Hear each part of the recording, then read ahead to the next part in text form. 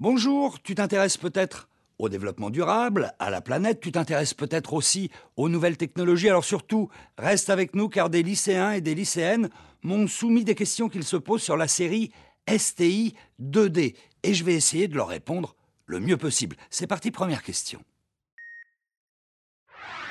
Qu'est-ce que la série STI 2D? Commençons par le commencement. Alors la série Sciences et technologies de l'industrie et du développement durable te permet de préparer un baccalauréat technologique, industriel et polyvalent. En fait, tu entres dans cette série au lycée en classe de première et normalement, ça dure 2 ans.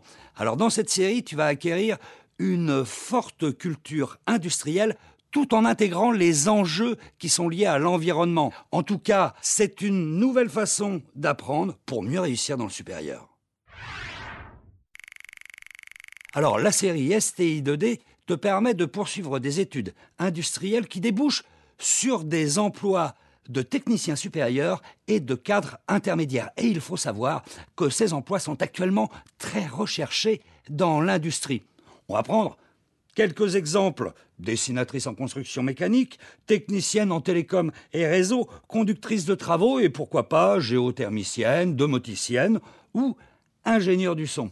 Avec ce bac, tu peux préparer une formation supérieure à Bac+2, un BTS, brevet de technicien supérieur, ou encore un DUT, diplôme universitaire de technologie. Et ensuite, tu peux opter pour une licence professionnelle, c'est-à-dire Bac+3.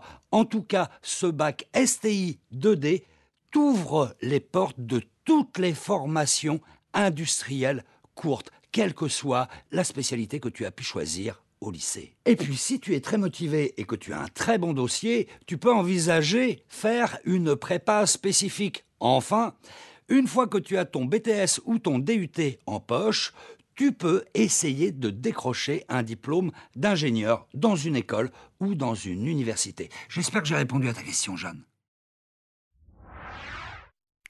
Eh bien non, Julie.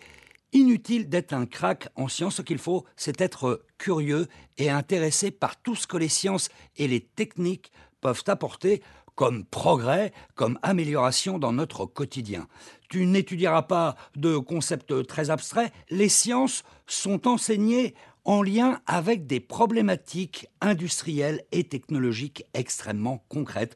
Par exemple, les économies d'énergie, les réseaux à haut débit dans les télécommunications mobiles, ou encore le recyclage des produits et l'optimisation de leur cycle de vie, etc., etc.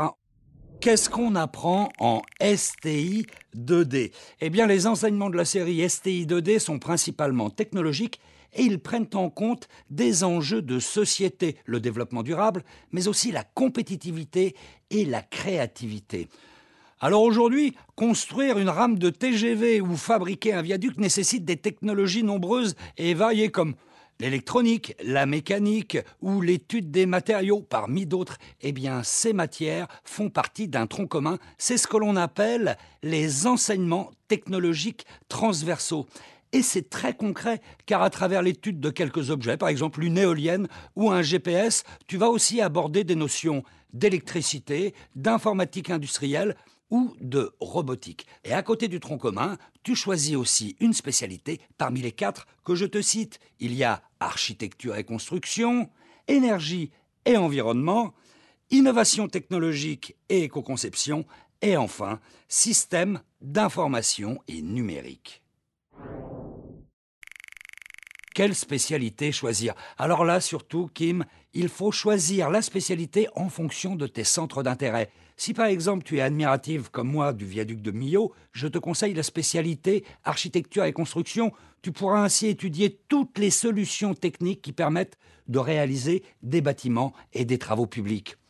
Si c'est l'informatique et les télécommunications qui t'intéressent, tu peux choisir la spécialité système d'information et numérique. Tu pourras ainsi, par exemple, apprendre à gérer et à transmettre des données numériques, qu'il s'agisse d'images ou de sons. Ou encore, un autre exemple, développer des systèmes virtuels.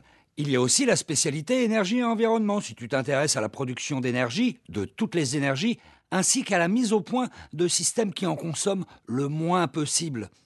Enfin, si tu te vois participer à la conception d'un nouveau TGV ou à la création de nouveaux objets de la vie quotidienne, je te conseille la spécialité innovation technologique et éco-conception. Les matériaux et les outils de conception n'auront plus aucun secret pour toi. À présent, une question de Jamel qui habite Strasbourg. Il a l'air un petit peu inquiet.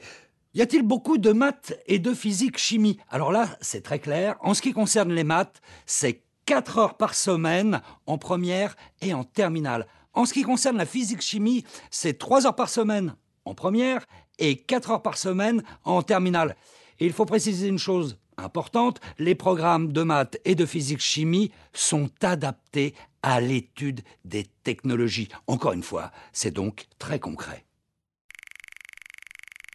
Alors écoute bien Julien, pour le baccalauréat, les épreuves de technologie comptent pour 50%. Les épreuves scientifiques, mathématiques et physique-chimie comptent pour 20%. Il reste donc 30% pour les autres disciplines, à savoir le français, la philosophie, l'histoire géo, le PS et les langues vivantes. Le compte y est. Alors oui Sarah, effectivement, il existe une épreuve obligatoire de technologie en langue étrangère au baccalauréat. Cette épreuve a pour but d'évaluer ton niveau de communication en anglais, en allemand ou dans une autre langue, dans un contexte technologique. Mais attention, you can't lose any points. Enfin, tu m'as compris, tu ne risques pas de perdre des points, car seuls les points au-dessus de la moyenne sont comptabilisés à l'examen. C'est plutôt une bonne nouvelle, non ? Voilà, j'espère que tu y vois un peu plus clair maintenant. Alors aujourd'hui, environ 1 lycée sur 3 propose cette série. Il y en a donc forcément un près de chez toi.